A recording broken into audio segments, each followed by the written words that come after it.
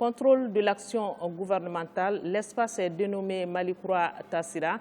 Mesdames, Messieurs, bonsoir, bienvenue sur le réseau synchronisé de l'ORTM. Ce soir, nous parlons de nos compatriotes établis à l'extérieur et celui qui est en charge de ce département est M. Alhamdou Ag Ilien, ministre des Maliens établis à l'extérieur et de l'intégration africaine. Monsieur le ministre, bonsoir. Bonsoir, madame. Et pour la conduite de cette interview, je suis avec Ousmane Mohamed Touré du journal Le Point. Confrère, bienvenue. Merci. Le ministère des Maliens établis à l'extérieur a pour vocation la protection et la sécurisation des Maliens de l'extérieur, la défense de leurs intérêts et leur mobilisation pour le processus de développement. Ainsi, il assiste les Maliens établis à l'extérieur et les migrants en situation difficile dans les pays d'accueil et de transit, pour ne citer que cela. Alors, Monsieur le ministre, comment se portent nos compatriotes établis à l'extérieur? Merci. Donc, les Maliens de l'extérieur comme les Maliens de l'intérieur vivent des fortunes diverses. Nous avons un bon nombre de Maliens de l'extérieur qui vivent très bien leur exode, mais malheureusement, pour être tout à fait honnête avec vous, la majorité des Maliens de l'extérieur ont des conditions de vie qui méritent d'être améliorées. Ils souffrent de l'éloignement et du manque du pays. Ils souffrent aussi de la mauvaise qualité des conditions de vie qu'ils vivent dans ces pays d'accueil. Alors, nous allons donc commencer maintenant sur la problématique du numéro d'identification nationale, un des grands projets que vous avez mis en place. Vous êtes allé à la rencontre des Maliens de Côte d'Ivoire. Vous étiez avec votre collègue de l'administration territoriale. L'aventure s'est-elle arrêtée là ou bien vous avez fait d'autres aventures? Non, le gouvernement prend à bras le corps tout le gouvernement de la transition sous l'impulsion du Premier ministre et en cela sous les directives politiques du président de la transition, toute la problématique de la carte NINA au niveau des Maliens de l'extérieur.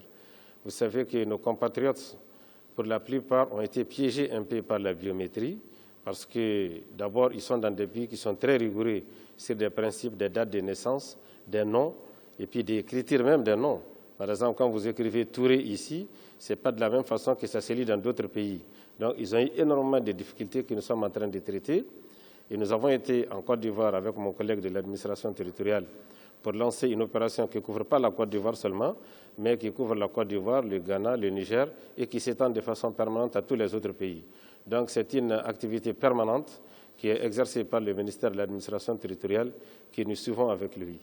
Actuellement, nous avons une situation compliquée. Nous avons des milliers, dans la même dynamique, des milliers de dossiers qui nous arrivent, que nous traitons grâce à un comité interministériel entre le ministère de l'administration territoriale qui en assure le leadership, le ministère de la Justice et notre département. Nous sommes à quel niveau par rapport à la carte NINA pour nos compatriotes? Le gouvernement de la transition a décidé très prochainement de la suppression de la carte NINA pour la faire remplacer par la carte d'identité biométrique. Mais il faudrait que nos compatriotes de l'extérieur prêtent beaucoup attention à cela. Le numéro NINA va demeurer. Donc, c'est la carte d'identité biométrique qui sera éditée pour 5 ans et la première dotation sera gratuite pour tous les Maliens aux frais de l'État et tout cela pour faciliter les problèmes.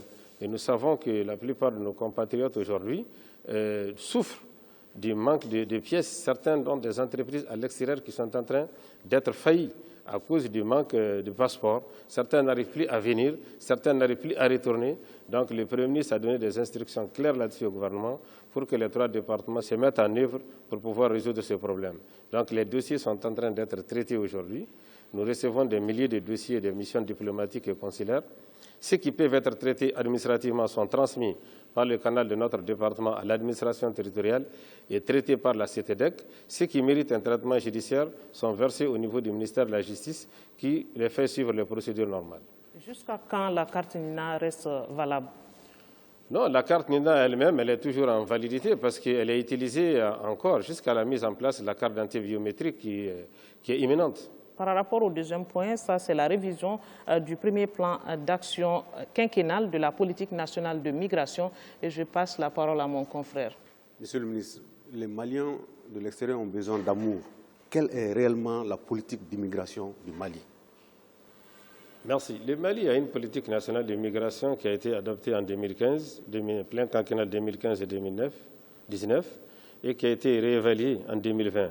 Comme toute œuvre humaine, nous avons constaté des insuffisances qui ont été corrigées Et actuellement, nous sommes en train de mettre en œuvre tout ce qu'il faut pour pouvoir vraiment améliorer les conditions de vie des Maliens de l'extérieur, en créant des fonds d'investissement productifs, en orientant les Maliens de l'extérieur. Et je vous signale que les efforts de nos départements ont fait que le Mali a été élu cette année leader mondial, n'est-ce pas, parmi les champions mondiaux, parmi les pays de tout le monde entier par l'OIM. En matière de gestion des migrations, ça démontre des efforts qui sont fournis par le gouvernement. Par exemple, dans ce plan quinquennal qui a été révisé, on va le rappeler, les opérations de rapatriement d'urgence de nos compatriotes en détresse dans les pays d'accueil et de transit. Qu'est-ce que vous avez fait à ce niveau? Quel est le point? Actuellement, de ma prise de fonction à maintenant, nous avons rapatrié 6 340 à peu près Maliens de l'extérieur et nous avons réinséré 5 000, n'est-ce pas? Nous avons financé, grâce à la cellule de co-développement, 50 projets de Maliens de l'extérieur, de la diaspora, et nous continuons. Presque chaque semaine, nous aidons à rapatrier presque 200, à peu près plus de 200 en moyenne, Maliens de l'extérieur par semaine. Et je dois avouer ici que c'est grâce au financement de l'OIM et de l'Union européenne spécialement. D'accord. Est-ce que vous avez des contacts avec les pays d'accueil de ces migrants? Absolument. Les contacts sont assurés par les missions diplomatiques et consulaires et nous-mêmes nous tournons. Par exemple, au mois d'octobre dernier, nous avons tourné en Afrique centrale dans la plupart des États de forte concentration de Maliens et ça a été utile parce que nous avons pu régler avec les autorités de ces pays et nous avons pu aussi mettre un peu de cohésion au nom des Maliens d'extérieur qui ne sont pas toujours d'accord sur tout. Alors, il y a toujours la persistance de ces jeunes qui veulent aller à l'aventure de façon irrégulière et ça continue toujours. Quelle stratégie employez-vous pour dissuader ces jeunes-là? Vous savez, madame, on ne pourra jamais arrêter les migrations. D'ailleurs, ce n'est même pas dans nos objectifs. Irrégulière, on dit. De la création du monde à aujourd'hui, le monde a toujours été un monde de mouvement. L'immobilité, elle est mortelle, madame. Donc, ce qu'il nous faut, c'est d'ordonner, de sécuriser et de régulariser les migrations. Ce contre lesquels nous devrons lutter, c'est la forme irrégulière et crapuleuse des migrations, particulièrement par le combat des passeurs. Mais le gouvernement, pour revenir à votre question, déploie énormément d'efforts. Comme je vous l'ai dit, nous avons inséré de ma prise de service à maintenant 5 000 migrants rapatriés. Nous les accueillons, nous les encourageons à revenir et nous sommes en train d'aller dans des procédures d'opérationnalisation du fonds d'investissement productif de la migration. Pas plus tard qu'il y a quelques semaines, nous avons organisé avec les Marocains un forum ici sur l'investissement productif et les compétences de la diaspora. Et quand ils reviennent, il faut les réinsérer. Qu'est-ce que vous faites à ce niveau? Quels sont les projets de réinsertion pour les migrants de retour? Voilà, ce n'est pas le gouvernement qui dit comment, c'est à eux d'abord de nous dire de quels projets ils sont porteurs. Quand ils arrivent très souvent, nous les accueillons, nous les hébergeons, nous les nourrissons, nous les blanchissons et nous leur payons les frais de transport pour aller dans leur village. Et après, ils nous reviennent avec des projets. Et ce sont ces projets qui sont soumis à nos services avec l'accompagnement des autres ministères et certains sont financiers. Nous sommes aujourd'hui à 5 000 projets financiers choisis par eux-mêmes. Monsieur le ministre, le Haut Conseil des Maliens de l'extérieur, aujourd'hui, a des difficultés parce qu'il y a beaucoup d'associations à l'extérieur. Quelle est votre collaboration avec les autres associations? Parce que le Haut Conseil est considéré comme l'association officielle en quelque sorte. Oui, toutes les associations qui ont des récépissés au Mali sont officielles. Je vais préciser que ce n'est pas mon département qui donne les récépissés, c'est le ministère de l'administration territoriale. Et nous, au niveau du ministère des Maliens de l'extérieur, dès qu'une association dispose d'un récépissé du ministère de l'administration territoriale, nous la considérons comme une association officielle au Mali. Effectivement, le Haut Conseil, c'est le premier fils de la famille, comme on dit. C'est une grande association, la plus importante, la plus représentative, qui a un statut d'utilité publique et qui reçoit même des subventions de l'État, qui est logée par l'État aussi, je dois le préciser. Mais aujourd'hui, il faut reconnaître que grâce à la multiplicité des associations, nous avons des difficultés à mettre de la cohérence dans ces milieux. C'est ainsi que nous avons fait des tentatives avec des communications verbales au niveau du gouvernement pour essayer de créer une coordination de toutes ces associations. Mais malheureusement, toutes n'ont pas adhéré à ces projets. Et donc, nous sommes passés aux assises nationales, où les assises nationales ont clos ce problème en disant qu'il y aura un cadre de concertation des associations des Maliens de l'extérieur qui lui-même va découler des États généraux des Maliens de l'extérieur, décidés toujours par les mêmes assises nationales. Donc je pense que ça, c'est un problème qui va être clos prochainement. C'est vrai que la CAMEX n'a pas encore vu le jour, mais le Haut Conseil des Maliens de l'extérieur craint beaucoup la création de cette CAMEX. C'est à quel niveau et que devient le Haut Conseil des Maliens de l'extérieur? Personne n'a rien à craindre de quoi que ce soit. Nous sommes là pour la volonté des Maliens de l'extérieur.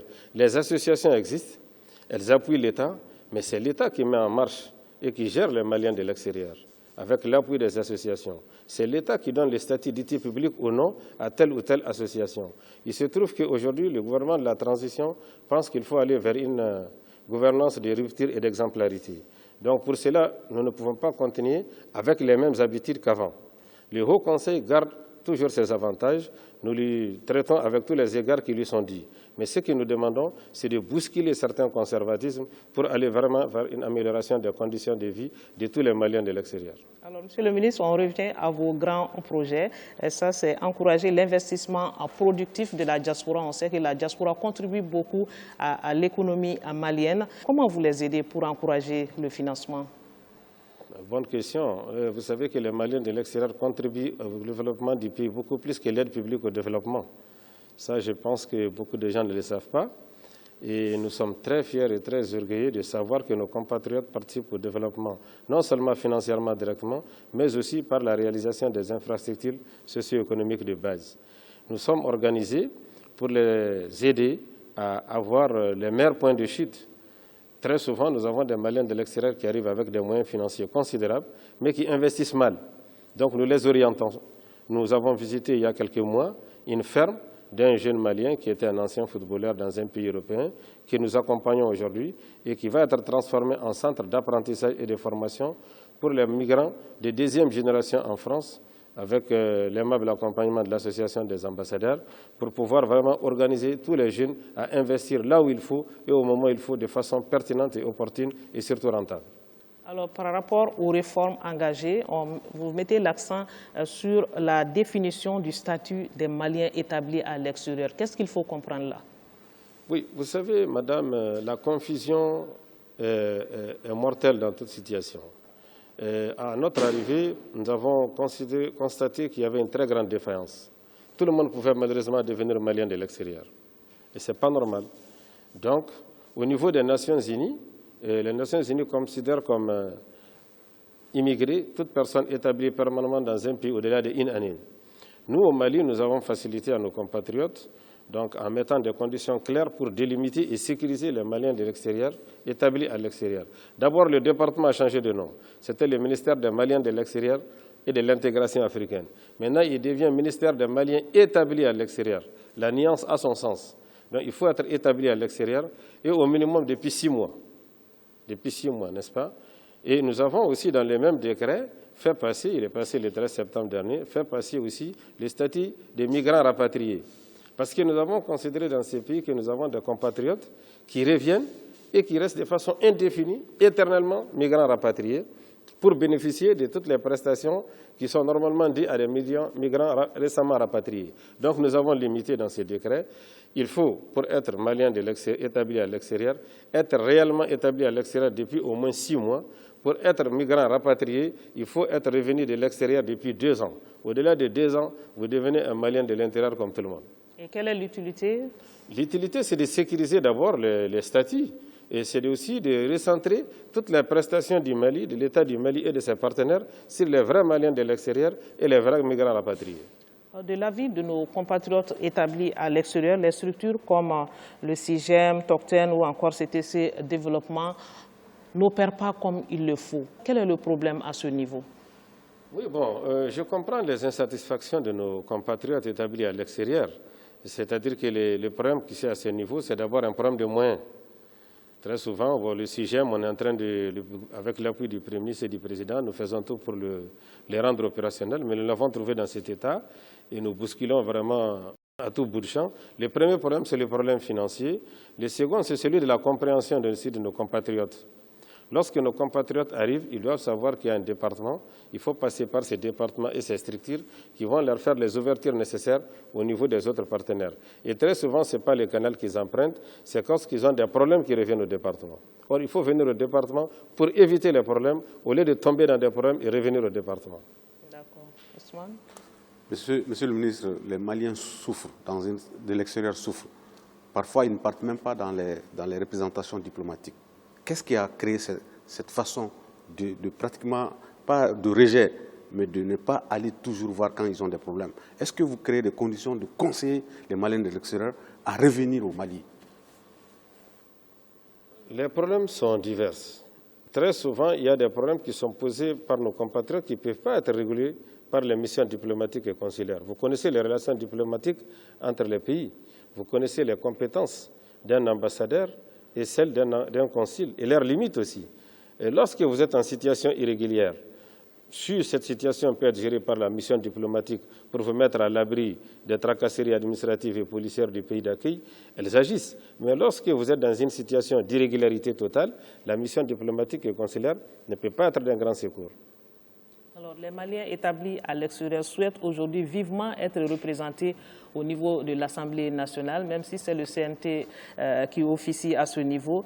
Que fait le ministère pour faciliter cela?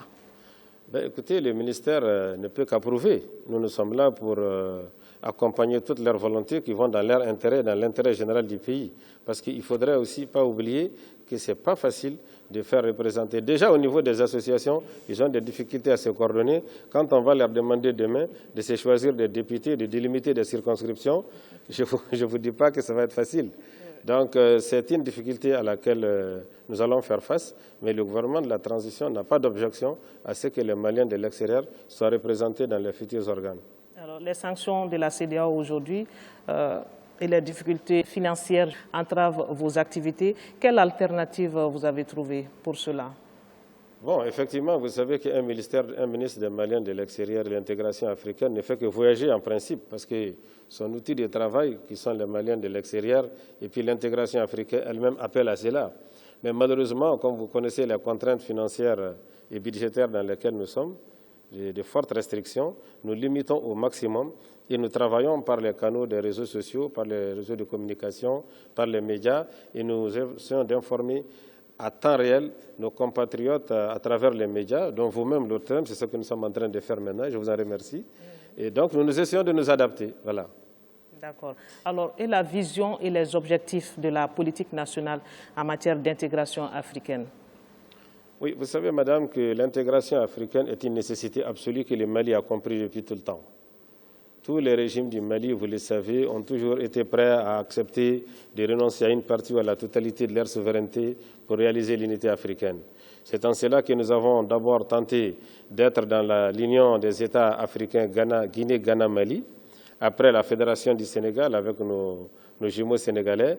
Et aujourd'hui, le Mali a toujours été à l'avant-garde et au centre de toutes les créations, y compris celle de l'OIA en 1963. Cela dit, il faut savoir que l'Afrique, c'est quand même 54 États depuis l'indépendance du Sud-Soudan en 2011, et 54 États avec des frontières vraiment toutes inappropriées pour le développement du continent.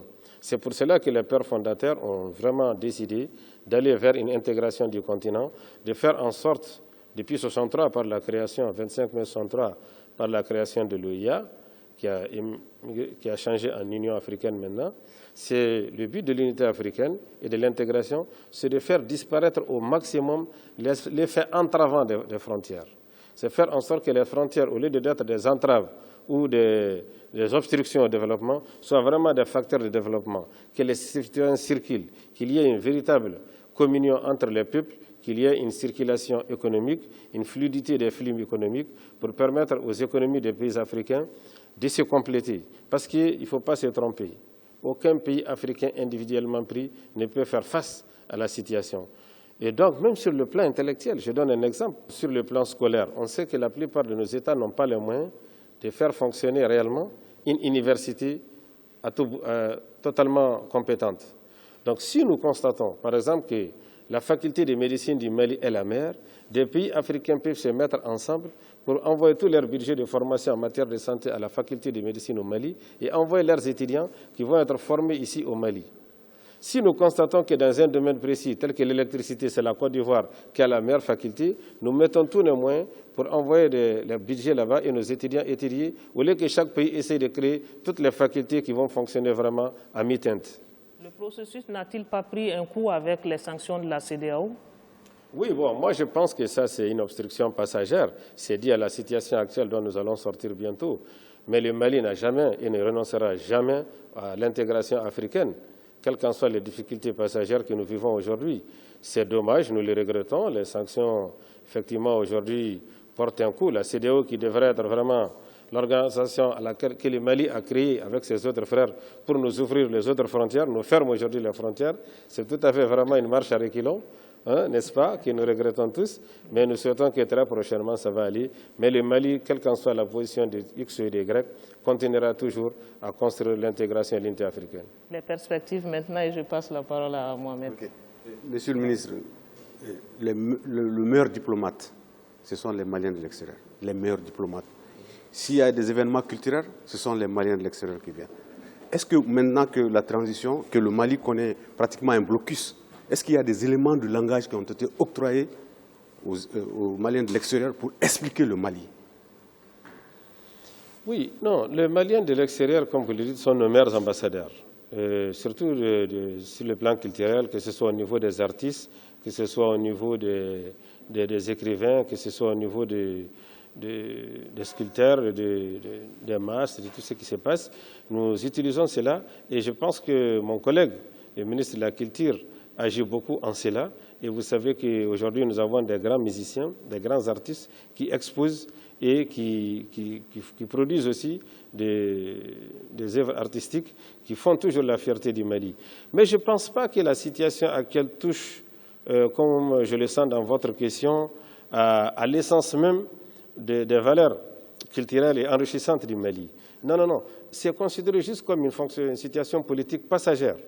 Moi, je pense qu'il faudrait prendre la crise actuelle comme une crise politique passagère. Ça ne va pas au-delà de ça et nous allons en sortir très bientôt.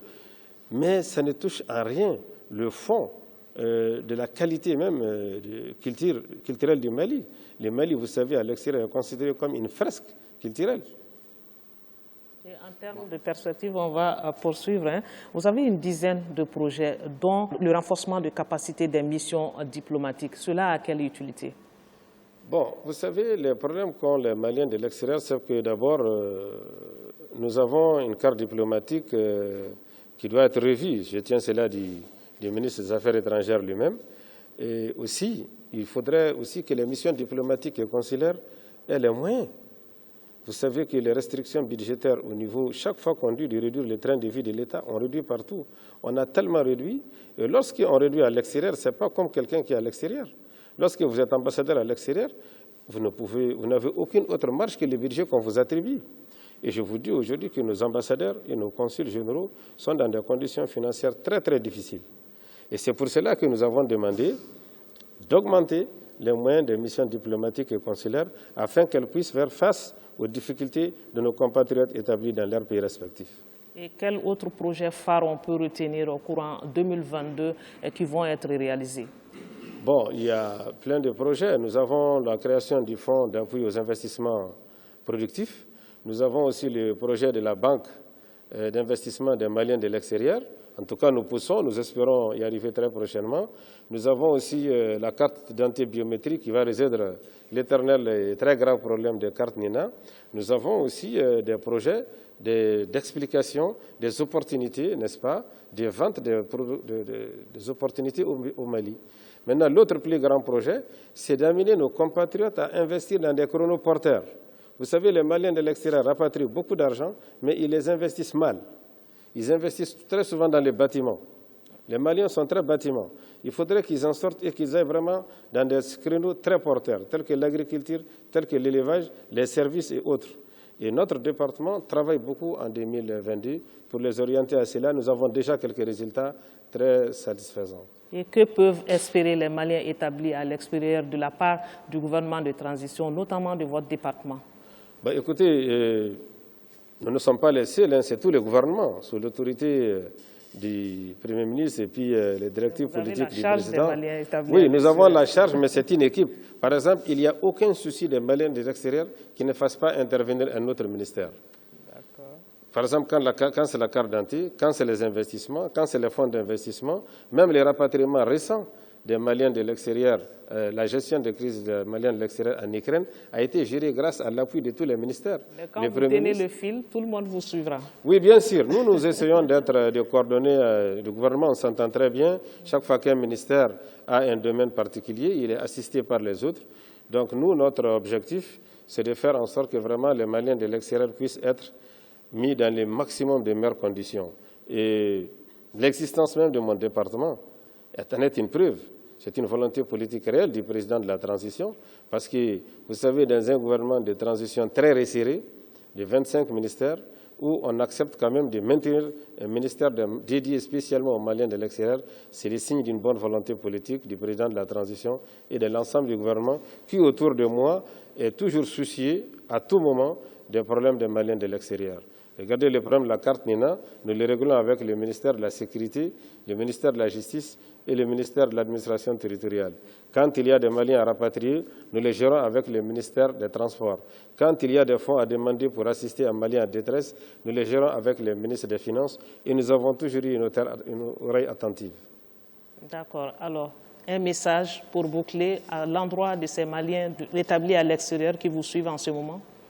Donc, c'est vraiment d'apporter le salut du peuple malien et du président de la transition, du premier, de l'ensemble du gouvernement, et de dire tout notre engagement indéfectible à être aux côtés des Maliens de l'extérieur à tout moment pour vraiment aider ceux qui sont en détresse, assister ceux qui doivent être assistés, protéger leurs droits et à l'intérieur et à l'extérieur, et les appeler aussi à venir investir dans les pays.